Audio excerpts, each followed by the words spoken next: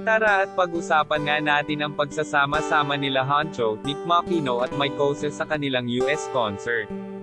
Mayroon din kaya silang collaboration ng new song.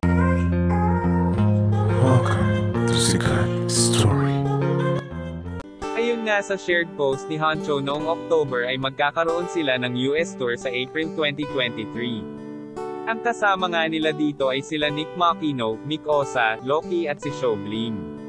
Kilalang kilala nga sila Huncho at Nick Makino dahil sa sikat ang kanila mga kanta ngayon taong ito. Kaya naman pinag-aagawan ng iba't ibang lugar sila para mag-perform. Tiyak nahahanga din ang kanilang kagrupo na ex-battalion. Dahil sa nakikipagsabayan si Huncho sa kanila. Pakinggan natin ang mga kakantahin nila sa kanila US tour. Iba talaga ang mga song ni Huncho, maganda mga bato ng linya. Isang araw nakalinya sala. Ito naman kay Mick Osa ay paborito ng mga 90s, magaling talaga sa rap at bilis ng mga pitik ng linya.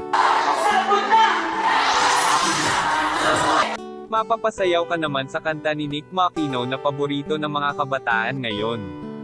Kaya abangan natin ang kanilang US tour. Bili nang kayo ng tiket. Lalo na sa mga Pinoy na nasa US dahil sulit ang panonood nyo dito. Saka sa magkaroong sila ng bagong song. Tulab sila para lalong mas mag-trending dahil sa iba't iba sila ng genre. Comment kayo sa ibaba kung anong masasabi nyo dito. Yan lang ang mainit na chika natin ngayon. Halina't mag-like, share and subscribe. Thank you.